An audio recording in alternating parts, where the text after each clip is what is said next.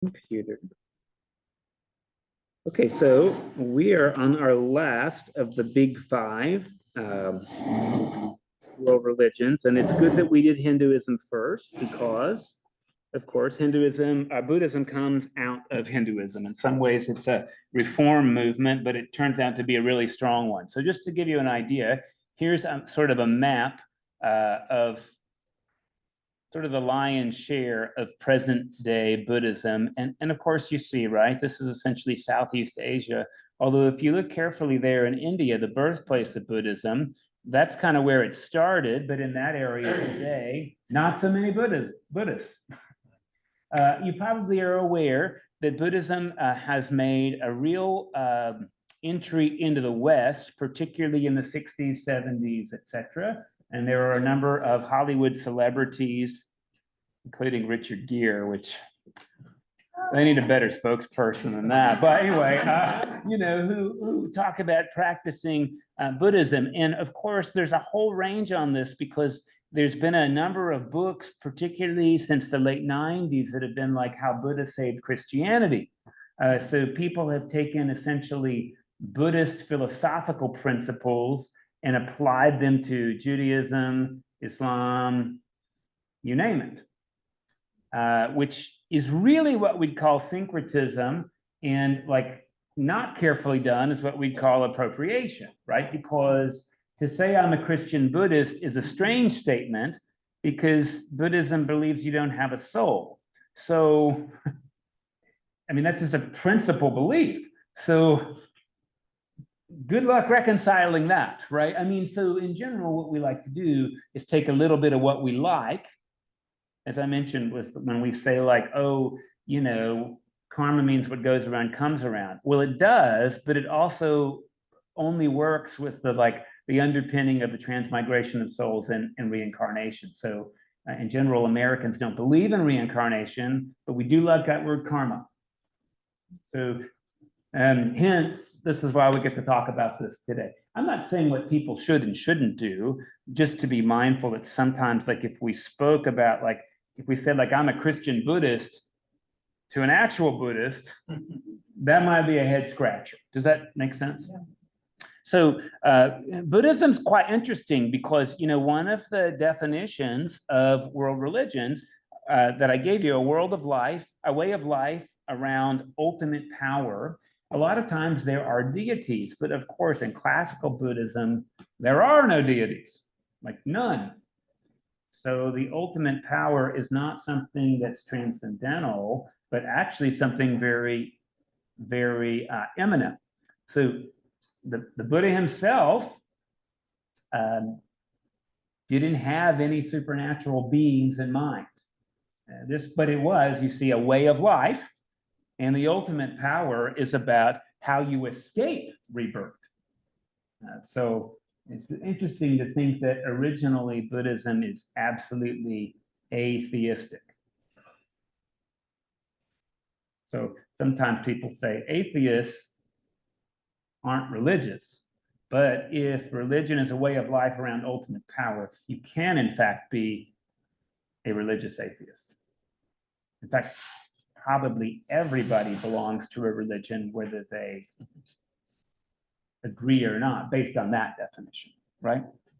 Okay, so let's talk a little bit about some foundations, if I can figure out. There we go. Okay, so you probably know that most of Buddhism revolves around good old Siddhartha Gautama. And if you want to read a fun book, I would commend to you Hermann Hesse's classic Siddhartha, which talks, sort of embellishes the story that we know about Siddhartha, who later becomes the Buddha.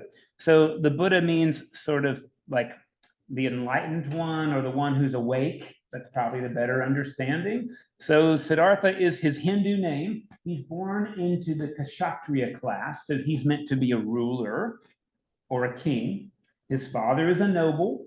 And when he's born, so we get to talk about like the actual story, and then we get to talk about the embellished story, right? So the actual story is that when he's born, there's somebody who sort of says, your child is either going to be the king of kings or is going to turn the wheel of Dharma? Well, Dad decides he'd rather have the King of Kings. So he insulates his son from age, sickness, and death, and sort of builds his son a pleasure palace. So young Siddhartha wears the finest clothes. Young Siddhartha is not exposed to sick people. Like when the nanny gets sick, she's not allowed to see him until she makes a full recovery. And if she doesn't, then too bad, right? He doesn't go to funerals. He eats lavishly. He marries and has actually like an infant. And then sort of what happens is that he goes on a ride with his chariot driver. And actually, he goes on 3 rides. So the first day, he sees a sannyasin. That's an old person. Remember, that's the last stage of Hinduism, past retirement, where you kind of live in the woods. And the guy is like skinny and has gray hair and is probably missing some teeth. And Siddhartha's like, what is that? He's never seen it. And the chariot driver says, oh, that's like an aged person. And that's what happens to everyone. Siddhartha's never thought about that. The next day they go on a ride. I don't know if it's the next day. The next time they go on a ride, they see a sick woman who has like a skin condition. This is like really odd to Siddhartha. So he asks the chariot driver, and the chariot driver explains like sickness happens frequently, and that one day you probably also will be sick. And then the third ride, they see somebody who's newly dead on a cart. And Siddhartha asks about that, and the chariot driver explains that death comes to all of us. Well, Siddhartha has never had these topics, and he starts to become deeply troubled that his life is an illusion, actually, and he realizes that even though he has everything he wants, he's tremendously unhappy because it's all temporal, and he has nothing that he needs. So Siddhartha is a little bit naughty in that he just sneaks away in the middle of the night and leaves his wife and infant son. You probably know the story. He goes kind of looking for meaning, and he goes to sort of the aged person, the sannyasin, the guru, for instruction. And Siddhartha engages in the most aesthetic practices imaginable. Like he lives off 1 grain of rice a day. He becomes extremely emaciated and develops all of this self-control. He can contort his body into all of these yogic positions for hours on end, and he's still not happy. So he's lived in luxury, he's lived with want, and it's not working out. So the Hollywood diet gone wrong is it's not the grapefruit diet, it's the grain of rice a day diet, right? 1 grain of rice a day, just to be really, really clear. So all of that work isn't making him happy. So then he decides that he is going to figure this out on his own. He hasn't found a teacher who can tell him what to do by embracing luxury. He hasn't sort of found satisfaction by extreme denial. So he sits under a banyan tree, which is one of those that grows up, lays a branch that grows down and turns into another tree. It's really quite big. In fact, allegedly, the one he sat under is still alive today. It's called the Bodh Gaya. And he decides he's just going to sit there and not get up until he figures it out. And then he does. He figures it out. Now, what he figures out is that there is a middle way between asceticism and hedonism. Now, we like to say all things in moderation, but to be really clear, Siddhartha doesn't like moderately drink wine. He drinks no wine. Siddhartha doesn't moderately smoke cigarettes. He doesn't take any intoxicants. Instead of a grain of rice a day, he has a bowl of rice a day. So to be clear, moderation for him is still pretty aesthetic for us. no intoxicants or stimulants, like they wouldn't have drinking coffee, doesn't eat meat, right? But doesn't go hungry. And this is the case that whenever he gets done, and like this is what people say, when he leaves the Bodh Gaya, he has a glow around his face. It may not be literal, it could be his aura is sort of visible. And the people say, you look like somebody who is awake. And so then the Buddha goes around sort of sharing his teaching on how it is that you become awake instead of living a life that's asleep. So now for some of the embellishments. That I think is loosely the story. Depending on the kind of Buddhist you are, so that's like kind of the historical snapshot. But now if we want to embellish that, because some Buddhist traditions do this, particularly Tibetan Buddhism or Mahayana Buddhism, we'll talk about branches later, they say, well, actually, the Buddha was born out of the side of a white elephant. And as soon as he was born, he took 8 steps, because his teaching is the Eightfold Path, and said, this will be my last birth as a complete newborn. So keep in mind, this is symbolic. I don't even know if people consider this literal or not. It doesn't really matter, it's the story. So if you asked a Tibetan Buddhist, did he really do that? The answer would be, he really did do that. Did he factually do that? It's a question that they are not interested in. I hope that makes sense. So there are strains of Buddhism in which the Buddha is an exceptional being, like a supernatural being, arguably the first one to enter into enlightenment, which gets the word nirvana. So nirvana means you've become fully awake, you're enlightened, and you will not have another birth. So like in Hinduism, you're trying to escape the cycle of rebirth. And Buddhism, you're trying to escape the cycle of rebirth as well. The difference is that in Hinduism, it's all about your Atman, or your soul, which lives in your neck, ascending. In Buddhism, you don't have one. The word is un-Atman, no soul.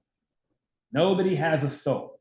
And so this is part of the deal that happens under the Bodh Gaya. Again, depending what kind of Buddhist you are, you might say the Buddha meditates and sort of figures out a philosophy or way of life. You might also say that the Buddha has to encounter the demon of illusion named Mara. So that's a supernatural being, right? Doesn't exist in philosophical Buddhism, exists in all the other ones. Mara, the demon of illusion, shows up while the Buddha is trying to make his way to enlightenment toward nirvana, and gives him 3 temptations. You ever heard of that? The first temptation is to live a normal life. He has a woman and a child, which Buddha did and missed. Right? So you might call that the temptation of lust. Has anybody seen The Last Temptation of the Christ?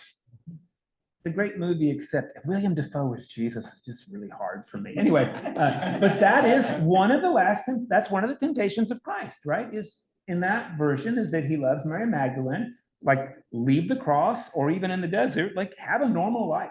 So this one shows up and the Buddha resists it. Maybe because he knows he still wasn't able to find joy in that normalcy. The other is, hey, you could be the head of an army and conquer the world. That shows up in The Last Temptation of the Christ too. Well, and in the Bible. I'll give you all the kingdoms of the world. And the third one, which I didn't put on there, is that Mara says, who are you to change the world? Why do you think you're enough? You, enough. And the Thich Nhat Hanh reply, which is super lovely, is you're partially correct. You're partially correct, but I'm not doing this out of hubris. I'm doing this to wake up and help other people to awake. So actually sounds pretty pretty parallel to the temptations of Jesus, or sure could. Sure could, yeah. The other story we heard is that he had a virgin birth from the side of his mother. Yeah, who was an elephant or a human being. Yeah, so again, you get lots of tales, but consider that they don't have to be factually correct to be true. So in any of the event, Buddha resists Mara, resists illusion, whether a philosophy or like attachment or an actual being, comes out literally glowing or not, depending which tradition that you're in. And then sure enough, this is meant to be his last birth. Now we'll talk about this later, but so when Buddha dies, and he does, he won't be reborn. He enters into nirvana, which is not a place, it's an absence of a place. That's the interesting bit. Although there are traditions who say the Buddha loves people so much that he is dedicated to helping us not be reborn. So he is reincarnated to help us in the forms of enlightened teachers, and these people are called bodhisattvas. And there's more than one. Siddhartha just happened to be the first one, but other people on their way to nirvana, right when they're getting ready to get there, they say, no, I'm going to go back so I can help other people get to the precipice of nirvana as well. And bodhisattvas could be people like, I don't know, Gandhi, depending who you argue. The Dalai Lama is a bodhisattva, intentionally reborn in the next Dalai Lama to help other people escape rebirth. So it's rather self-sacrificial that they choose a rebirth in order to help other people not have one. Was that confusing as heck? Yes or no? So, and I'm already introducing that philosophically, classically, there's no bodhisattva. You follow the teachings of the Buddha and you get out. However, like a little more theistically or a little more like supernaturally, there's another tradition called Mahayana, and I'll talk about the words in a second, that says, no, there actually is some spiritual essence to this, and essentially the Buddha comes back as a supernatural being, or people who are on the way to nirvana can actually choose to be reborn with the goal of helping other people not be. So that's very self-sacrificial. Sounds like Jesus, right? I mean, like, just consider the theme here. Yeah. Does Siddhartha's father come back into the origin story? I can imagine him being very annoyed that his son would give up all the power that his father gave him. Yeah, not really. I mean, you don't hear much about him. Or perhaps he'd already passed on by the time.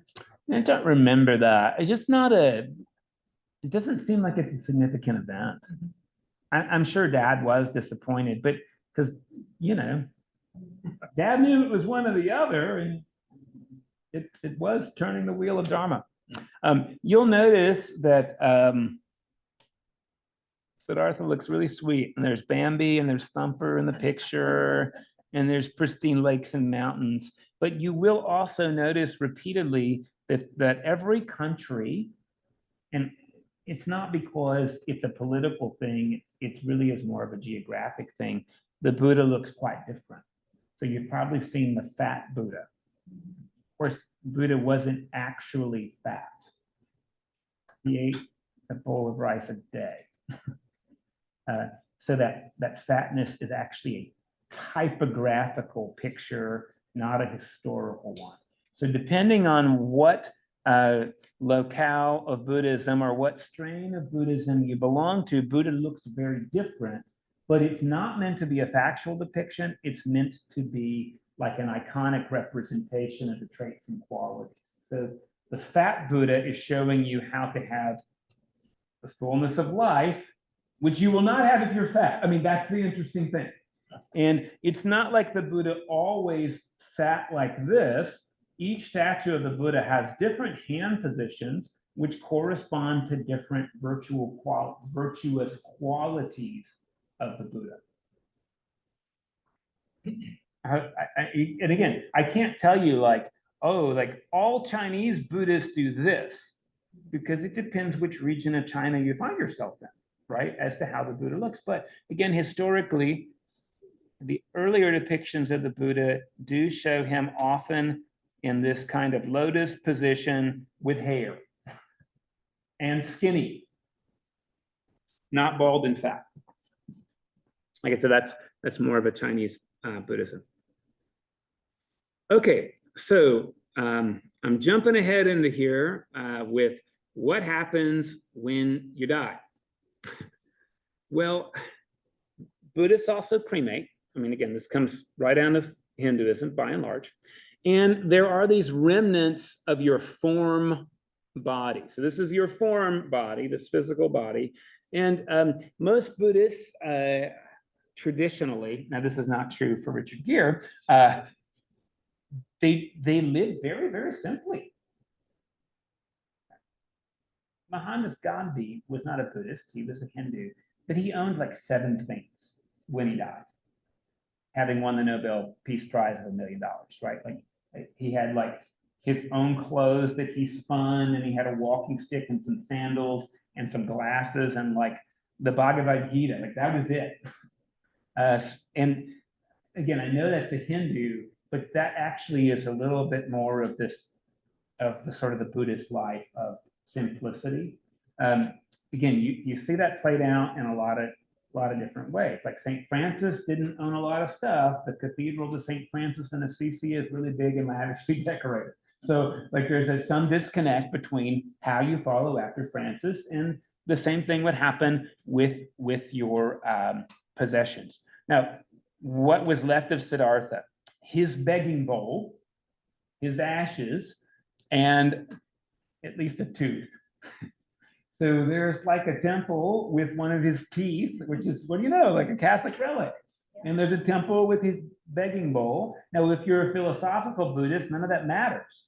If you're one of the more like spiritual entity Buddhists, then those are relics.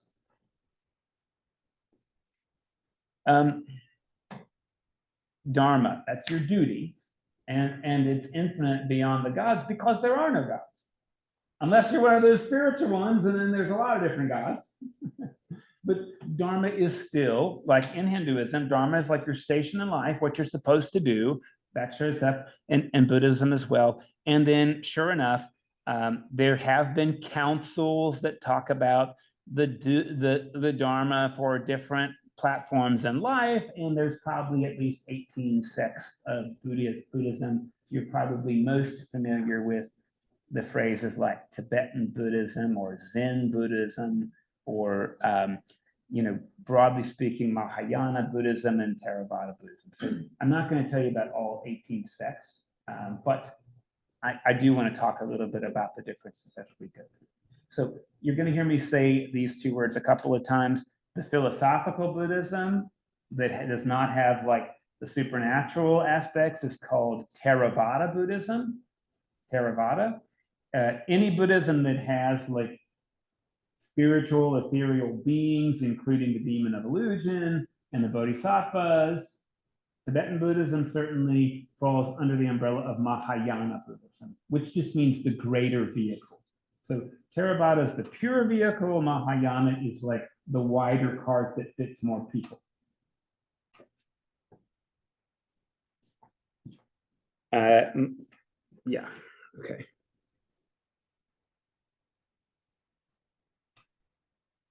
Okay, so there are some scriptures as well.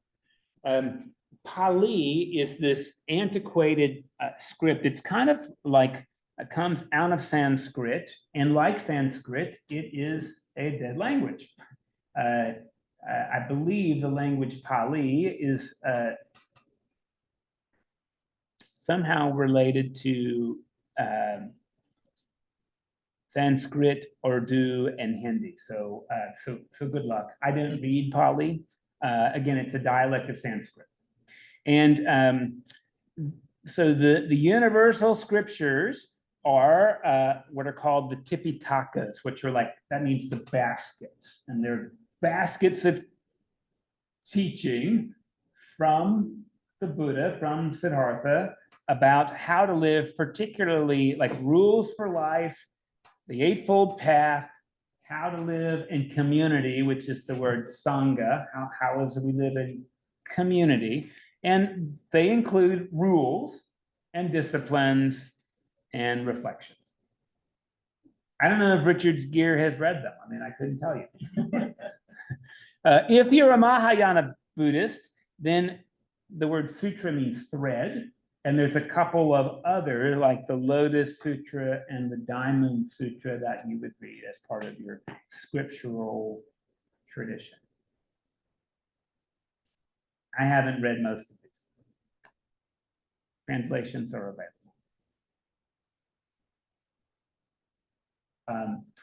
Buddhists are not people of the book, so they don't read the Bible. But I would tell you most Buddhists I know have read none of that. Like they've heard about it from somebody else. Those being American Buddhists.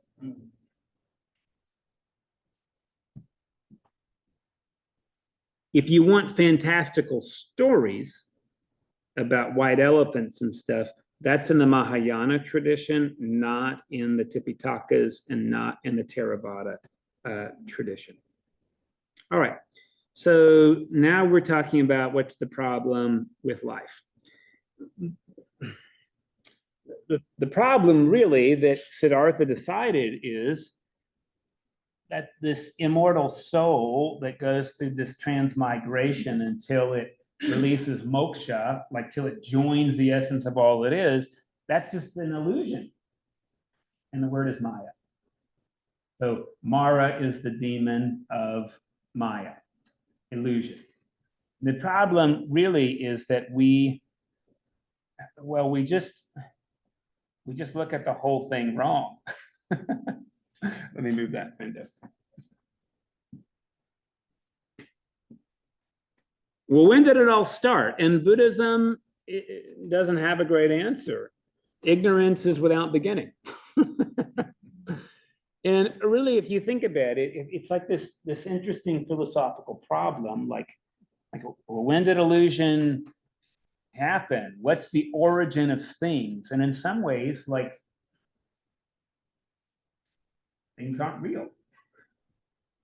And this is part of the problem, is we're so convinced that things are real that we're confined by our own notions of reality. Anybody seen The Matrix? Yeah. Yeah, so The Matrix is loosely based on this idea, right? And the teaching is there is no spoon. Therefore, you can do whatever you want with a thing that isn't there. So, Neo, who figures this out, is able to bend the spoon because there isn't one. But he bends. I mean, that's the interesting bit, right? That's the interesting bit. So remember the wheel of reincarnation is called samsara, and you're going to be on that wheel until you figure out that there is no wheel. It's almost like, it's interesting, like, I'm not convinced Plato read this, but essentially, like, we're living in a two-dimensional version of reality. We see shadows on a cave. And the whole goal for Plato is that you get out of the cave and experience things in light, color, and 3D. Although the experiences when you get out of the cave is not, there never was a cave and there never was you.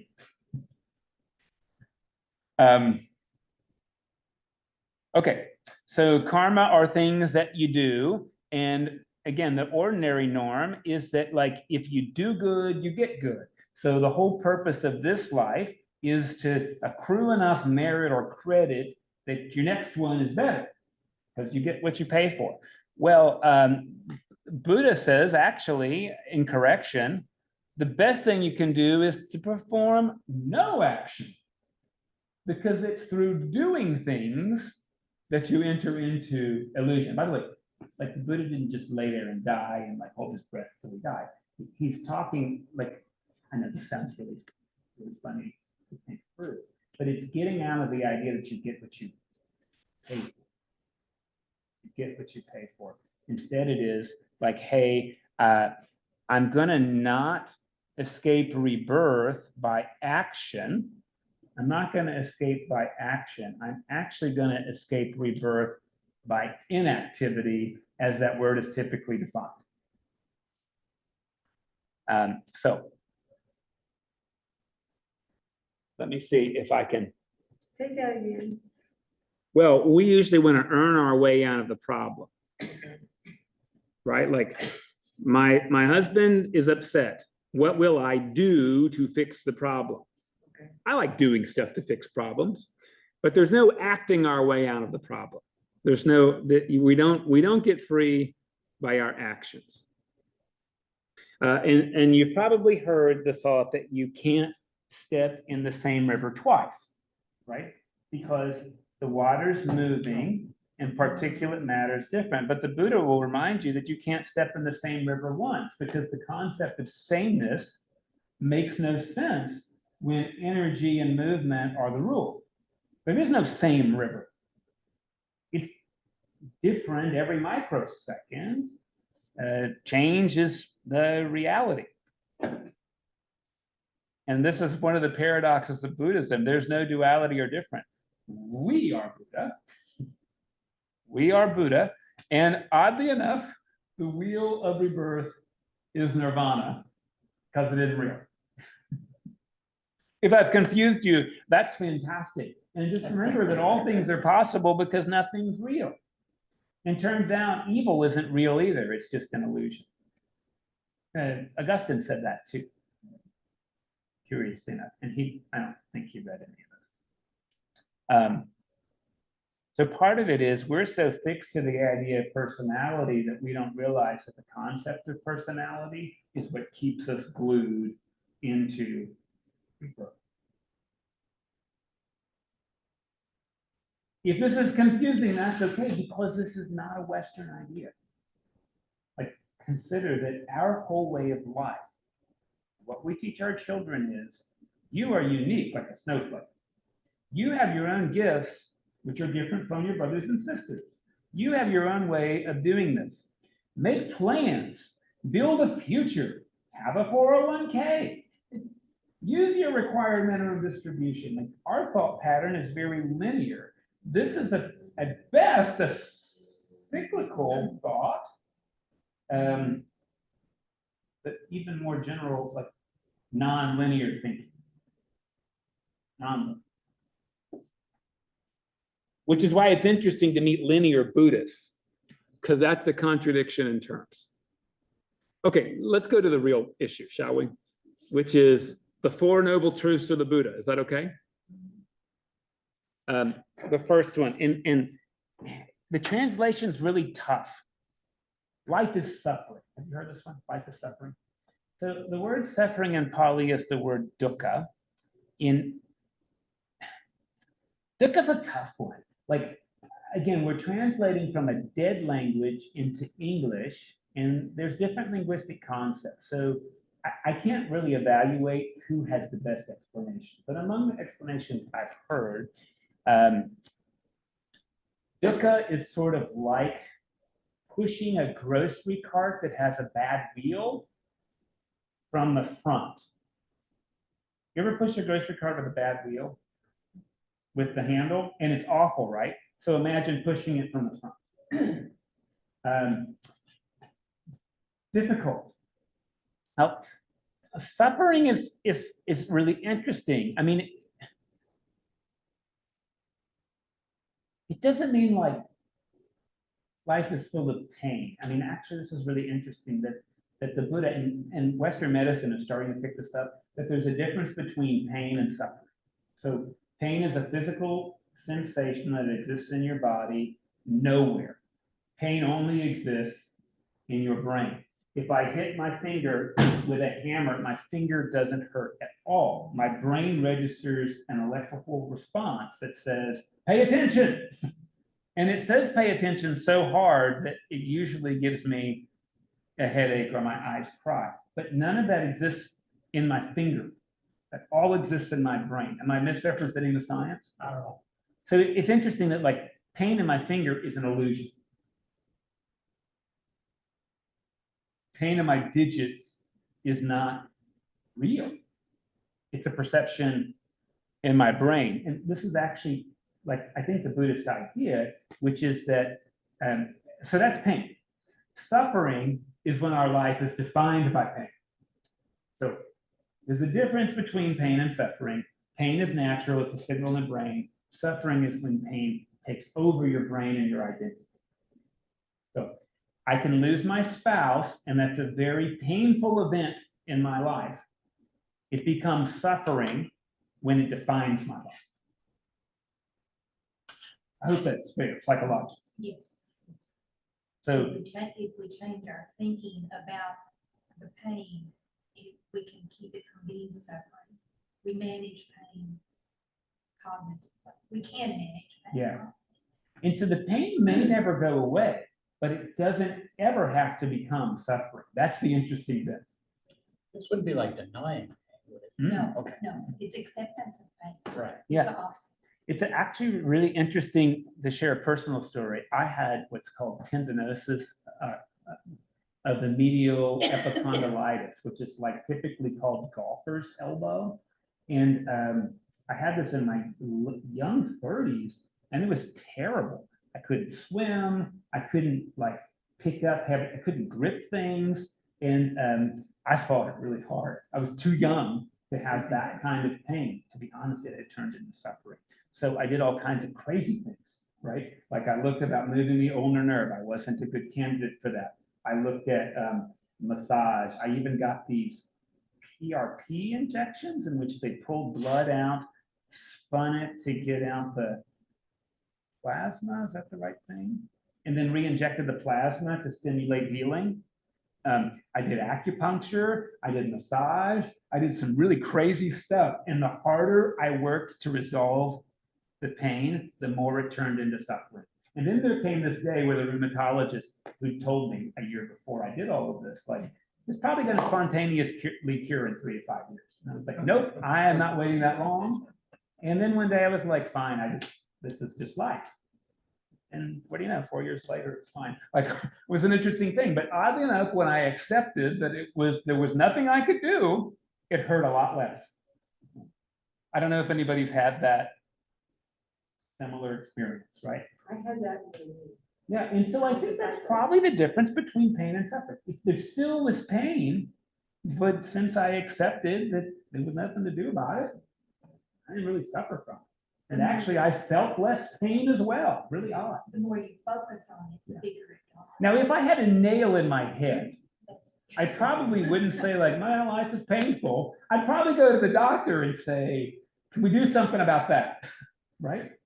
I mean, so the teaching is not that you just accept everything the way it is, but rather that you consider what we can control And consider changing your thinking about it. consider changing our thinking about it. Yeah, yeah. So like right now I have a bunion that I have chosen to have surgery over. It still has pain, but I'm not suffering over it. You know, in a weak moment, I'm like, God, I'm so young. I'm going to lose all of my fitness for 2 months, whatever. But that's the suffering element. The pain element is just, you know, like a kind of a raw sensation in my foot. And I don't pretend it's not there because it is. So life has pain. And in general, we turn pain into suffering. That's the first noble truth of the Buddha. Pain's neither right nor wrong. It's a symbol. It's a signal from our interactions with the world. And in general, we turn that into suffering. Part of our suffering is that the world is impermanent and we really want to make it permanent. Like we really want that to be the case. I just read this study about grief that's really interesting about how grief in our brain is associated with where somebody is that we care about, where they are. Our brain makes these cognitive maps of like, where are they? How can I get them? And there was this really interesting conclusion that says people who have a belief in an afterlife, no matter where it is, whether it's like, you know, under the ground in China or you go to heaven or whatever,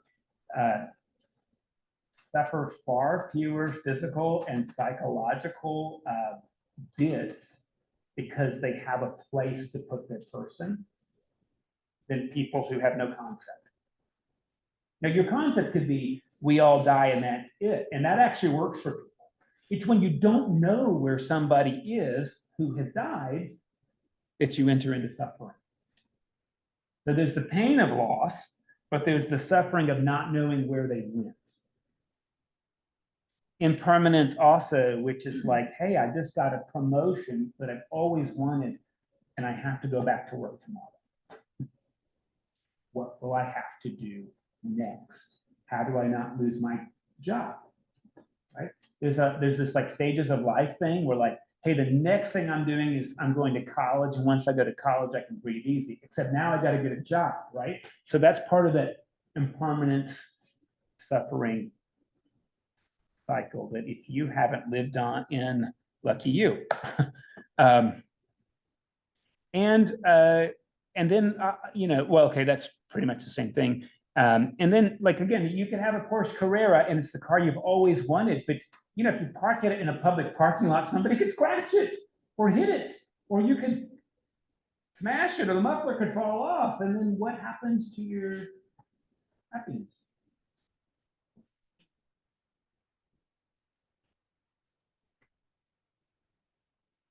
Suffering comes from desire. That's the second noble truth. Let's see. Now, I don't really like that translation, because if you just look at it at face value, the trick is never want anything, and then you'll never be disappointed. And that's not quite it. Probably the better translation for desire is that suffering comes from attachment. And what do I mean by that? By being invested in the way things are going to go or supposed to go. Attachment. Like, I've put my kid into gymnastics for 3 years. I had better see progress in their scoring so that I can have made a good investment.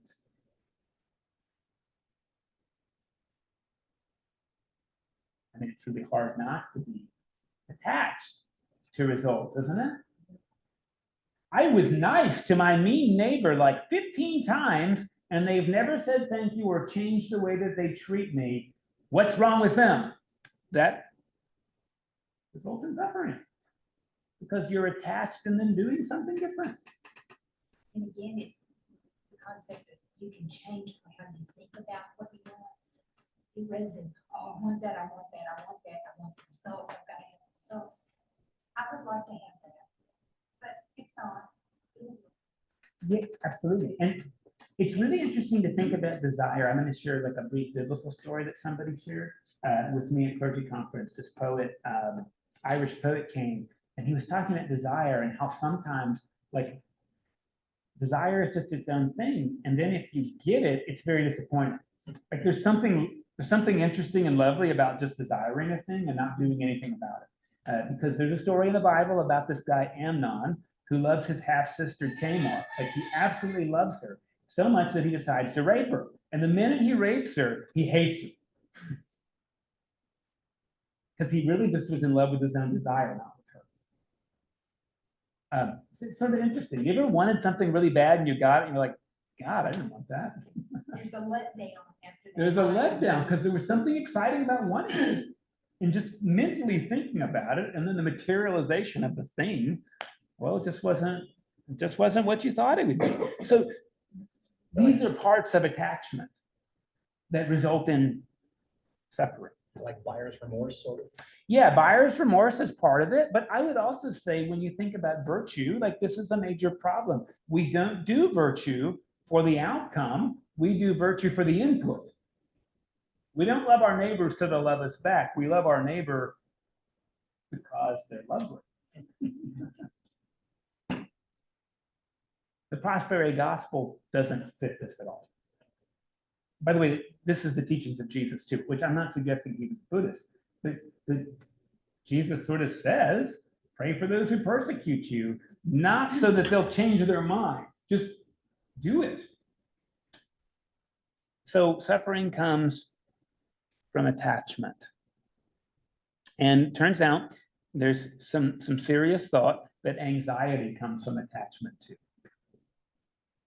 Most of anxiety is an attachment to an outcome. I'll just leave you with that. Okay, so how do we remove suffering? Well, we remove attachment. And I don't want to talk about that other stuff. If you remove attachment, do you remove purposefulness? You don't have to. That's the interesting thing. See, in our Western brain, if you remove attachment, you remove hope, you remove planning, you remove goals, because we're in an either or bit. But no, you can have goals and planning and growth without having to be attached. I mean, actually, that's part of the ministry of St. Francis is he was present with whoever showed up. Even if he didn't want to be with them, he just chose to be there. It's the concept of how tightly you hold on to something. You can hold it too tight. Yeah. You know, your hand cramps and there's the suffering. If you hold it lightly with an open hand, there's that gentleness, that non-attachment. You're not attached to it, but you still want it. You still would like to have a full hand. But you don't have to hold on to it so tight. Yeah, and there's actually like the classic illustration from Buddhism is about taking the thin neck jar and putting like a bauble in the bottom, and the monkey wants the bauble and will put its hand in and grab, and then can't get the fist in. Well, it'd be really easy to get your arm out if you just let it go. Oh, now break it's a great idea, but in general, the parable presumes it's like unbreakable. So you can hold on to it and never get free of the very thing you want. So there's like letting go is the escape. And like we could say, well, look, you could just turn it upside down and shake it loose. Like that isn't, the point is not getting the thing. The point is not being trapped by the thing, not being trapped by the desire or the attachment. Yeah. Not getting it cleverly, not worrying about getting it. So that you don't get trapped by it. So how do you remove desire? You remove it with the Eightfold Path. Hence, infant Buddha took 8 steps, 1 for each of the paths. Before we look at the path, thoughts or questions on the Four Noble Truths? Back it up a little. Yeah.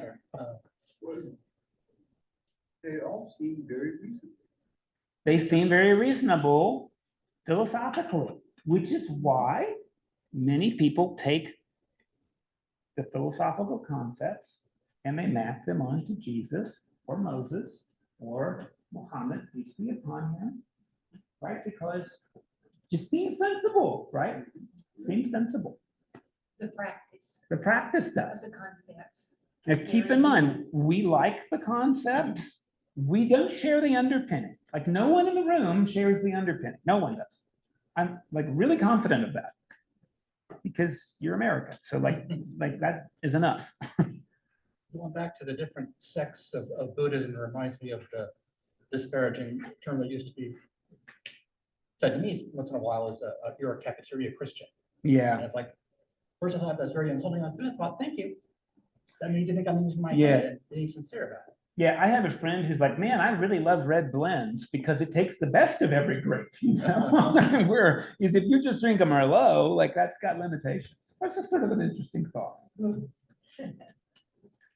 There's this lovely story about the Buddha and how the Buddha handles unwelcome guests.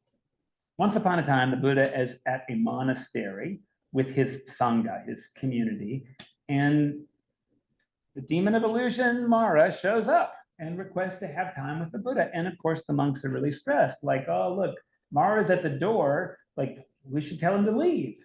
And the Buddha says, no, no, no, uninvited or not, he's here, and we will treat him as our guest.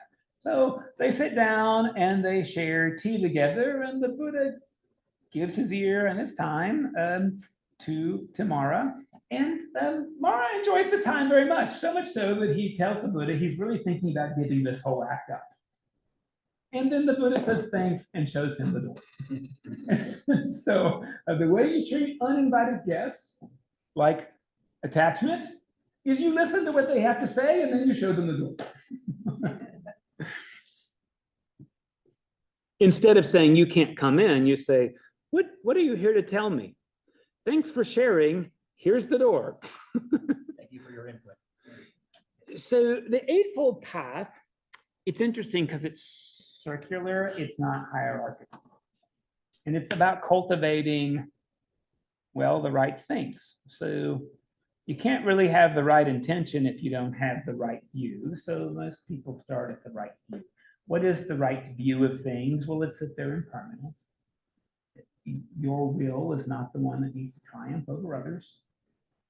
This isn't going to last. So putting your name on a plaque is an illusion of permanence. We all know that's the case, but nice having your name on a plaque.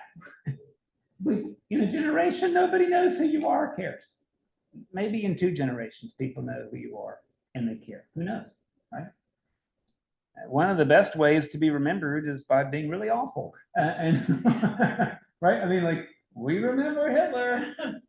So just consider that there is a right view, and a lot of it has to do with attachment and impermanence. When you start to meditate on that, that even informs what your intentions are. So when I interact with this difficult person, what do I intend?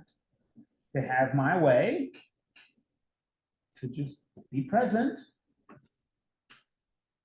give them hospitality and show them the door. I mean, right? Like these are all sort of different bits that come out of the view. The right speech, right? And it shows up in a lot of major world religions. It shows up in Christianity too. If you've read the book of James, it talks about taming the tongue, how the tongue is like a rudder that can direct the whole ship and that it's permanently set on fire by hell. Because in general, we don't like right speech. We like convenient speech. Or we like emotive, reactional speech. So in the Buddhist tradition, you don't ever wish somebody else evil. Because then you'd be presuming you're right and they're wrong, or that you're good and they're bad. And that's not the right view of things. And you don't lie. And you don't lie. Absolutely. You don't lie. Nor do you take oaths. You don't need to take an oath because your yes is yes and your no is no. Shows up, by the way, in the Mennonite tradition. They won't take an oath in court. Like Amish people will not solemnly swear because they refuse to take an oath. So there have to be accommodations for that in the court of law. By the way, if you're Zoroastrian, this is one of the 3 principles as well, is right speech, right thought, right action. Those are their 3 rights. Probably Zoroaster comes out of the Hindu Buddhist tradition, or Zarathustra, by the way, so just kind of boiled it down a little bit. And there's right action. There you go. So you do what is right, even if it doesn't reward you. You do the right livelihood, which is that you don't cheat people, you don't embellish, like you do your livelihood and you do it well. Period. Mindfulness is a major part, because remember, Buddha reached nirvana by being mindful. And mindfulness doesn't mean you control your thoughts. It means you're aware of them, that sometimes you hear them and show them to the door. And so instead of like trying to control your inner parts with a whip, you're mindful of what they have to say and what they're trying to do for you. And then you also kind of know where to put them when they're done. And those are the things that you rightfully concentrate on, and you put the right effort into things. So there's the Eightfold Path for you. And you would never take the left path, or the wrong path. Yeah, or the easy path, or the one that is going to lead you to suffering that's based in attachment. You know, it's very easy when you have a sensation of pain to try to get rid of it, or to try to deny it, or to try to do all these other things instead of, okay, there's pain, and I still can have the right concept. I don't need to wiggle out of pain. I mean, actually, I would tell you, like, if you read a German philosopher like Martin Heidegger, who tells you that in general, religions are escapist, because we don't want to face the fact that we're going to die, so we focus on what happens after we die. That is not the right effort, mindfulness, view, intention, etc. And that results in us saying really weird things to people when their child dies. Like, God wanted your child to be a rose in the Garden of Heaven. He's in a better place. He's dead. I mean, I don't know if that's better or not. Let's just sit with the reality is that he's dead. So if we escape death by thinking about the better place, perhaps we're not living into the right view. We're trying to flout pain. It's okay to believe in the better place, but not as an escape for the pain. When one replaces the other, we just haven't really dealt with life on its own terms. I hope that makes sense. I'm not denying there's a better place. I'm just sort of suggesting that in the West, we're so pain averse that we like to immediately jump to what's next instead of what's now. Oh, you've got a headache. Well, take some pills. Sometimes you just have a headache. There's nothing wrong with having a headache. If they were debilitating, I probably would want to do something about them, right? Like, I don't need to put a cream on my elbow because I have it, because I knocked it into a door, right? Like, it's supposed to hurt. I knocked it into something hard. Like, there's nothing wrong with that. If it's debilitating, I should do something about it. There's always this tension, right? There's always this tension. Buddhism doesn't mean you don't do anything. It means you're aware of why you're doing things. So when you're aging, you don't want to get old. That's called suffering, right? And then that's what the Buddhists saw, is an aged person, and thought that has to be terrible. Well, it doesn't actually have to be terrible, because the truth is the alternative is you die now. So if you don't want to age, then die. If you want to stay alive, you're going to age. I mean, I don't know what else to tell you, right? There's just, like, that's just the truth, right? That's the truth. Yeah, I mean, like, there's a cost to being around. All ableism is temporary. I mean, I actually think that the Buddha would agree with this, right? Like, oh, you know, like, life was better when I was 20. Was it really? Or were you just more mobile when you were 20? Love to have the mobility if I could keep sort of the wisdom and the personal journey, but here's the breaks. You don't get both most of the time. This really explains a conversation I had with a gentleman at jury duty. I had a migraine headache, bad migraine headache, and yeah, jury duty will do that. And he kept trying to explain this to me, and I had a migraine headache, so really I wanted to kill him. But he did, you know, he kept telling me that if I would let go of it, I would relax and it would go away, and it didn't. But you know, this explains his view. It's not the case that it won't go away. It's just that you're taking the energy out of it, right? So when you're putting energy into resistance, you're putting more energy into the situation, which is rarely going to take the energy out of it. I don't know if that makes, I mean, I think that's the representation. Yeah. But this really does go along with what he said that I've never really understood until now. Yeah. I mean, I have to say, like, as a sighted individual, it's really scary to think about what would happen if I lost my sight. Yeah. It's really scary. I'd like to hope, if it happens, that it will in fact be painful. I know it's painful because like 60% of your brain is dedicated to seeing things, even if you can't see, to creating like maps and models of the world, right? But there's no reason that that should has to define, frankly, like whether or not you live a contented life. I'm on this side of it, so I can say that, but I think it doesn't matter what side of it I'm on, right? The question is, does our pain necessarily create suffering? The answer should be no, or could be no. Could be no. Yeah. There's a weird thing that actually this sort of leads into, which is having compassion, because when we're afraid of a thing, like when we're afraid of losing our vision or having cancer, And that's a thing we never want for ourselves, particularly if we use the Western phrase that I often hear, I'd rather be dead than blind. I'd rather be dead than disabled, or whatever it is we say. Then we're creating a reality in which that's true for us. And we're creating a reality in which other people become second-class citizens in their own life.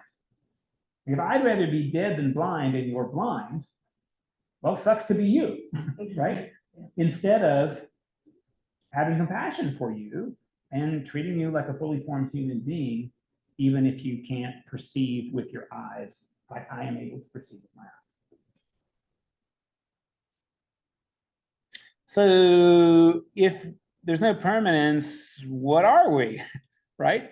Well, we have this material form that has sensations and ideas and consciousness, and that's momentarily grouped, because none of this is permanent. That's what gives us the illusion of continuity and impermanence. These sensations, these ideas, and this consciousness seems to take us naturally toward permanence, but that's the illusion part. So do consider, we use language really interestingly in the West. You ever heard somebody say, you know, I just really feel like we need more children in the Episcopal Church? So the natural question is, where do you feel that? Well, I feel it like, you know, like I think it's really important, or it seems important. Oh, okay, so it's a thought, not a feeling. We use those words interchangeably. Like normally, like we use the word feeling to say like I have a strong thought, right? I really feel like with my gut, but you don't feel that in your gut. You have that idea in your brain. But this is an interesting way that we use language. We substitute feeling for thinking, which again is part of the illusion we live in. I hope that makes sense what I'm saying. I drive my wife nuts when my wife says, you know, I really feel like we should do this. I'm like, well, where in your body are you feeling that? And her reply is, I'm feeling it in my brain. Which is great. But it is an interesting thing. How did you feel when your father died? Well, I felt sad. Okay, where'd you feel that in your body? I felt like a lack of energy. I felt like my stomach had, you know what I mean? Those are feelings.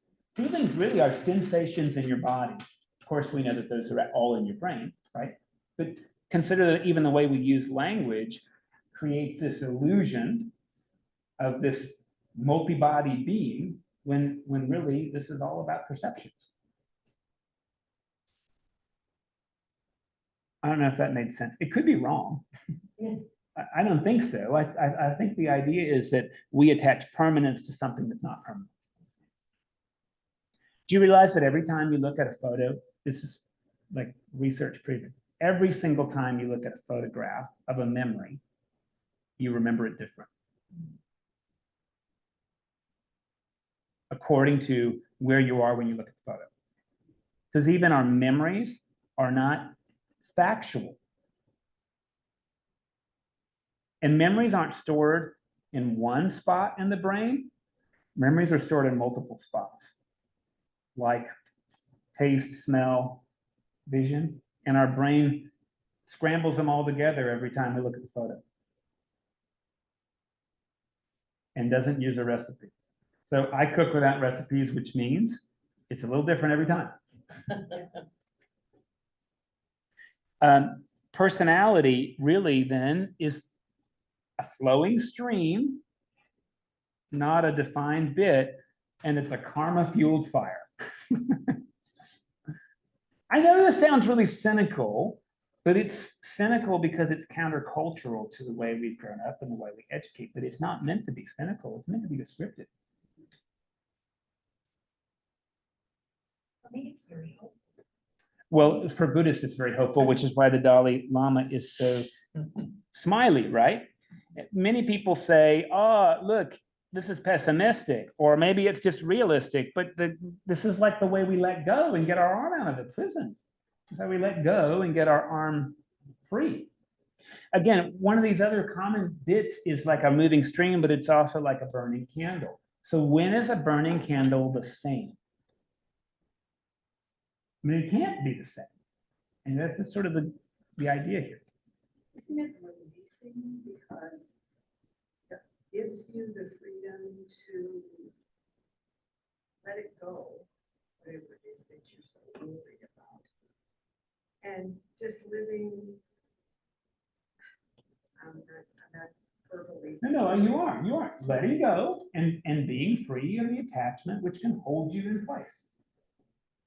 You're not free to move about the cabin if your arm's stuck in a jar.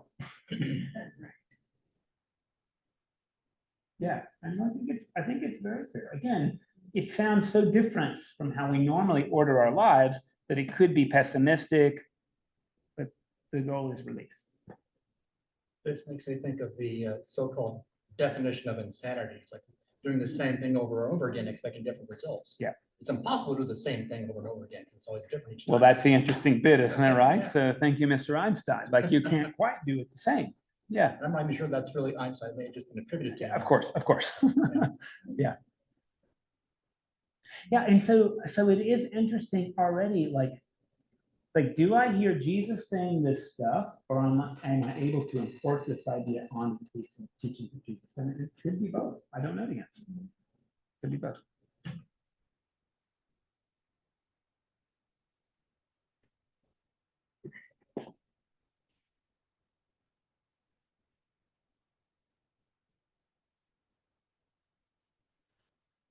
Maybe I'm going to start with that next week. Let me pause and see if I've missed anything or you've got any individual questions I can look into. We have several things we picked up, and one of them shows Buddha and a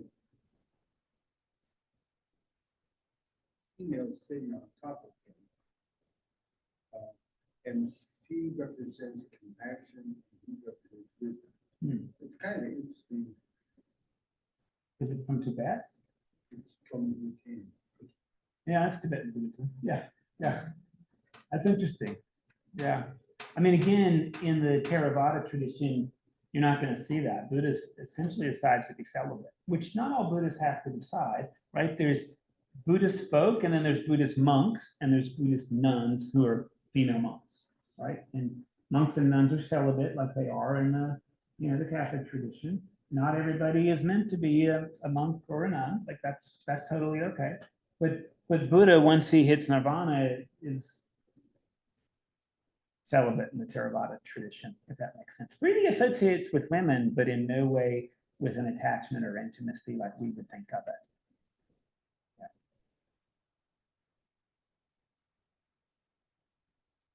Okay, well, thanks for being here. Thank you. Thank you.